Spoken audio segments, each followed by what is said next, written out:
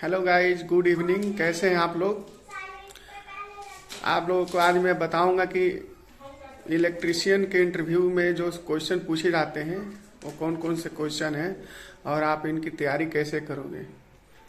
तो गाइज आप आज हम आपको एक वीडियो दिखाएंगे जिसमें इलेक्ट्रिशियन है जो इलेक्ट्रिकल से संबंधित जो भी इंटरव्यू में पूछे जाते हैं वो क्वेश्चन कौन कौन से हैं, और जो भी आईटीआई इलेक्ट्रिशियन से फ्रेशर आता है वो इसे ज़रूर देखें और इंटरव्यू की इसे तैयारी कर सकते हैं। तो प्लीज़ इस वीडियो को ज़रूर देखें आप लोग। नमस्कार दोस्तों, इलेक्ट्रिकल टेक्नीशियन चैनल में आपका स्वागत है। दोस्तों, यदि आप कोई इंटरव्यू देने जा रहे हो या फिर इंटरव्यू देने का सोच रहे हो तो आपके लिए ये वीडियो बहुत ही महत्वपूर्ण होने वाला है, क्योंकि इस वीडियो में मैं आपको टॉप 5 क्वेश्चन बताने वाला हूं जो कि इलेक्ट्रिशियन के इंटरव्यू में पूछे ही जाते हैं। दोस्तों, ये जो क्वेश्चन मैं आपको बता रहा हूँ, ये सभी क्वेश्चन रिसेंटली मेरे एक फ्रेंड को पूछा गया है, यानी कि मेरा एक फ्रेंड इंटरव्यू देने गया था इलेक्ट्रिशियन के लिए, तो उससे ये सभी क्वेश्चन पूछे गए, तो उन्हीं क्वेश्चन को मैं आपको बताने वाला हूँ। तो दोस्तों, जो हमारा पहला क्वेश्चन है, पहले क्वेश्चन में पूछा गया है कि मेगर क्या है और मेगर का उपयोग क्यों किया जाता है। तो दोस्तों, यहाँ पे आपको आंसर केवल ये बताना है कि सर, मेगर एक ऐसा उपकरण है जो इंसुलेशन का रेजिस्टेंस मापने के लिए उपयोग किया जाता है। ठीक है दोस्तों। दोस्तों, इसका मतलब एक बार समझ लीजिए। देखिए दोस्तों, यहाँ पे आपके लिए मैंने एक मेगर का पिक्चर शो कर दिया हूँ। दोस्तों, ये हमारा मेगर होता है। इस मेगर का उपयोग हम किसी भी केबल का या फिर मोटर का इंसुलेशन का रेजिस्टेंस मेजर करने के लिए करते हैं। जैसे कि आपने देखे होंगे कि ये जो हमारा केबल होता है, केबल में बहुत सारे कोर होते हैं। अब यहाँ पे जो हमारा आर फेस का कोर है, वाई फेस का और बी फेस का कोर है, उन दोनों के बीच में इंसुलेशन का रेजिस्टेंस कितना है उसको मेजर करना हो तो हम इस मेगर का उपयोग करते हैं। ठीक है दोस्तों। अब दोस्तों, यदि आपसे इंटरव्यू में ये भी पूछा जाता है कि मेगर का उपयोग कहाँ किया जाता है, तो आपको आंसर केवल ये बताना है कि मेगर का उपयोग हम केबल का इंसुलेशन को टेस्ट करने के लिए, यानी कि मेजर करने के लिए करते हैं, और हम मोटर को चेक करने के लिए भी मेगर का इस्तेमाल करते हैं। ठीक है दोस्तों। तो दोस्तों, यदि आपसे इस प्रकार का क्वेश्चन पूछा जाता है कि मेगर क्या है और मेगर का उपयोग क्यों किया जाता है, तो आपको आंसर केवल ये देना है कि मेगर एक ऐसा उपकरण है जो कि इंसुलेशन का रेजिस्टेंस को मापता है। ठीक है दोस्तों। केवल आंसर आपको इतना ही देना है, और साथ ही साथ में आप इसका काम बताना चाहो तो आप ये बता सकते हो कि केवल मेगर का उपयोग से हम केबल का इंसुलेशन को मेजर कर सकते हैं या फिर मोटर को भी चेक करने के लिए हम मेगर का उपयोग करते हैं। ठीक है दोस्तों। अब चलते हैं दोस्तों हम सेकंड क्वेश्चन पे। जो हमारा सेकंड क्वेश्चन है, ये है स्टार डेल्टा स्टार्टर पे। यानी कि इस क्वेश्चन में ये पूछा गया कि स्टार डेल्टा स्टार्टर क्यों उपयोग किया जाता है। दोस्तों, ये जो क्वेश्चन है ये बहुत ही ज्यादा पूछा जाता है। ये जो क्वेश्चन है ये मुझसे भी बहुत बार इंटरव्यू में पूछा जा चुका है। ठीक है दोस्तों। अभी तक मैंने लगभग 20 इंटरव्यू दे चुका हूं और सभी इंटरव्यू में लगभग लगभग ये क्वेश्चन पूछा जा चुका है। तो इसका आंसर आपको मालूम होना बहुत ही जरूरी है। तो दोस्तों, यदि आपसे इंटरव्यू में ये पूछा जाता है कि स्टार डेल्टा स्टार्टर क्यों उपयोग किया जाता है, तो आपको केवल आंसर ये देना है कि स्टार डेल्टा स्टार्टर का इस्तेमाल मोटर के स्टार्टिंग करंट को कम करने के लिए करते हैं। दोस्तों, जैसे कि आपको मालूम है कि जो हमारा इंडक्शन मोटर होता है, इंडक्शन मोटर का जो स्टार्टिंग करंट होती है बहुत ज्यादा होता है, तो हम क्या करते हैं, वहां पे स्टार डेल्टा स्टार्टर लगा देते हैं। स्टार डेल्टा स्टार्टर लगाने से क्या होता है, जो स्टार्टिंग करंट है वो कम हो जाती है। किस प्रकार से कम होता है, यदि आप जानना चाहते हो तो मैंने एक वीडियो बनाया था, उस वीडियो का लिंक मैंने यहाँ पे दे दिया हूँ। इसका लिंक डिस्क्रिप्शन में भी दिया गया है, वहां पे आप क्लिक करके इसके बारे में अधिक जानकारी ले सकते हो। ठीक है दोस्तों। तो यहाँ पे आपको केवल आंसर ये देना है कि स्टार डेल्टा स्टार्टर का उपयोग हम स्टार्टिंग करंट को कम करने के लिए करते हैं।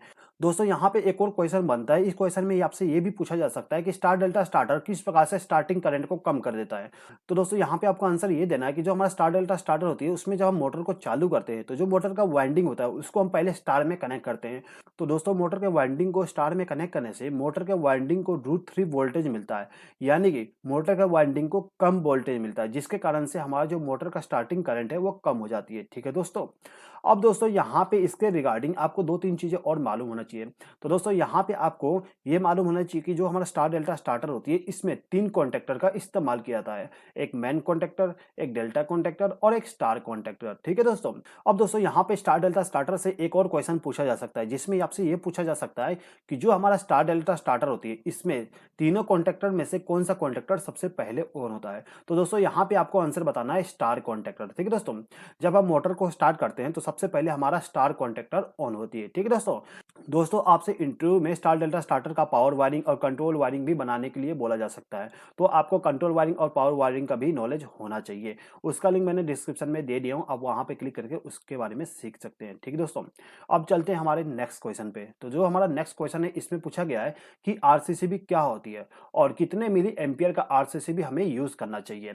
तो दोस्तों यहाँ पे क्वेश्चन ये है कि आरसीसीबी क्या है, तो आपको आंसर यहाँ पे ये देना है कि आरसीसीबी एक करंट सेंसिंग डिवाइस है जो कि कनेक्टेड सर्किट में अर्थ फॉल्ट होने पे सर्किट को डिस्कनेक्ट कर देता है। इसका मतलब क्या है, एक बार समझ लीजिए। तो दोस्तों देखिएगा यहाँ पे जो हमारा आरसीसीबी है, इस आरसीसीबी के आउटगोइंग टर्मिनल से जितने भी हम लोड को कनेक्ट करेंगे, यदि उनमें से किसी भी एक टर्मिनल पे यानी कि किसी भी एक वायर में यानी कि किसी भी एक लोड पे किसी प्रकार का अर्थ फॉल्ट होता है। अर्थ फॉल्ट का मतलब कि कोई जो फेस वायर है वो किसी बॉडी से टच हो जाता है यानी कि ग्राउंड हो जाता है, तो उस कंडीशन में क्या होगा, करंट क्या होगा, ग्राउंड में फ्लो होने लगेगा। तो उस कंडीशन में क्या होता है कि ये जो हमारा आरसीसीबी ये पावर सप्लाई को ब्रेक कर देगा, यानी कि यहाँ का पावर सप्लाई यहाँ पे नहीं पहुंच पाएगा। ठीक है दोस्तों, तो एक तरह से हम ये कह सकते हैं कि जो हमारा आरसीसीबी होता है ये हमें इलेक्ट्रिक शॉक से बचाता है। ठीक है दोस्तों, तो यहाँ पे आपको आंसर मालूम चल गया होगा कि आपको क्या आंसर देना है।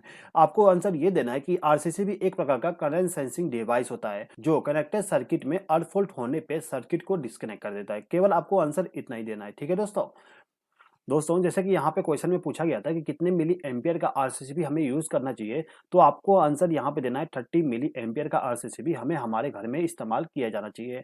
दोस्तों यहाँ पे हमारे घर में या फिर कहीं भी इस्तेमाल करते हैं तो हमें 30 मिली एम्पियर का ही आरसीसीबी इस्तेमाल करना चाहिए।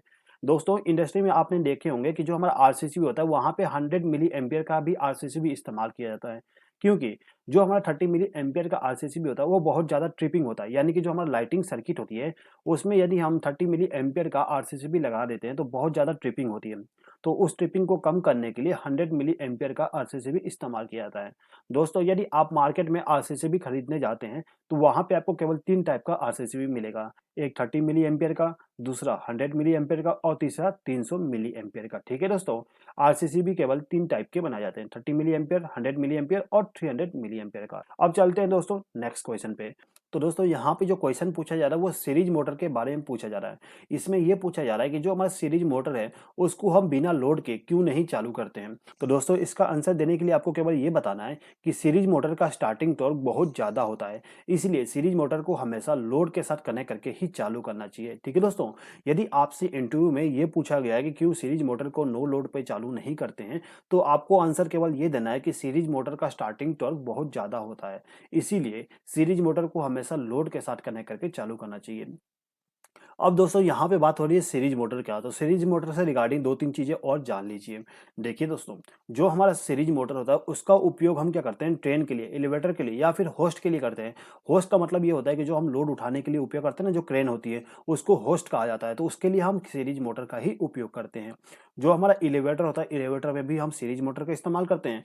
अब दोस्तों यहाँ पे जो हमारा सीरीज मोटर है, इस सीरीज मोटर को स्टार्ट करने के लिए एक स्टार्टर का उपयोग किया जाता है और उस स्टार्टर को हम कहते हैं 2 पॉइंट स्टार्टर। ठीक है दोस्तों, अब दोस्तों चलते हैं नेक्स्ट क्वेश्चन पे। जो हमारा लास्ट क्वेश्चन है, लास्ट क्वेश्चन में ये पूछा गया है कि यूनिवर्सल मोटर क्या है। तो दोस्तों यदि आपसे इंटरव्यू में यूनिवर्सल मोटर के बारे में पूछा जा रहा है तो आपको आंसर केवल ये देना है कि यूनिवर्सल मोटर एक विशेष प्रकार का मोटर है जिसे डीसी पावर सप्लाई और एसी पावर सप्लाई के द्वारा चलाया जा सकता है। ठीक है दोस्तों, यानी कि जो हमारा यूनिवर्सल मोटर होता है इसको इस प्रकार से डिजाइन किया जाता है कि उसको हम एसी पावर सप्लाई और डीसी पावर सप्लाई दोनों के द्वारा रन करा सकते हैं, यानी कि चालू कर सकते हैं। ठीक है दोस्तों, अब दोस्तों ये जो हमारा यूनिवर्सल मोटर होता है इसका भी स्टार्टिंग टॉर्क बहुत ज्यादा होता है, इसीलिए इसको भी हम एसी का सीरीज मोटर कहते हैं। ठीक है दोस्तों, तो यहाँ पे आपको आंसर ये देना है कि यूनिवर्सल मोटर एक विशेष प्रकार का मोटर है जिसको हम डीसी पावर सप्लाई और एसी पावर सप्लाई के द्वारा वर्क करा सकते हैं। और जो हमारा यूनिवर्सल मोटर होता है उसका स्टार्टिंग टॉर्क बहुत ज़्यादा होता है, इसीलिए यूनिवर्सल मोटर को हम एसी का सीरीज मोटर भी कहते हैं। ठीक है दोस्तों यहाँ पे यूनिवर्सल मोटर से रिगार्डिंग 2-3 चीजें आप जान लीजिए। ये जो हमारा यूनिवर्सल मोटर होता है यदि हम इसको नो लोड पे चलाते हैं यानी कि कोई भी लोड कनेक्ट नहीं करते हैं तो इसका जो आरपीएम है वो 25,000 आरपीएम तक हो सकता है, यानी कि बहुत ज्यादा आरपीएम हो सकता है। ठीक है दोस्तों, ये जो हमारा यूनिवर्सल मोटर होता है इसका उपयोग हम ड्रिल मशीन में, हेयर ड्रायर, टेबल फैन और ग्राइंडर में करते हैं। ठीक है दोस्तों, तो दोस्तों यहाँ पर मैंने आपके लिए केवल 5 क्वेश्चन लिए थे जो कि इंटरव्यू के लिए बहुत ही इंपॉर्टेंट है। दोस्तों यदि आपको ये वीडियो पसंद आया हो तो प्लीज़ इस वीडियो पर लाइक, शेयर और कमेंट कर दीजिएगा, और यदि आपने अभी तक हमारे चैनल को सब्सक्राइब नहीं किया तो सब्सक्राइब भी कर लीजिएगा। इस वीडियो को देखने के लिए धन्यवाद।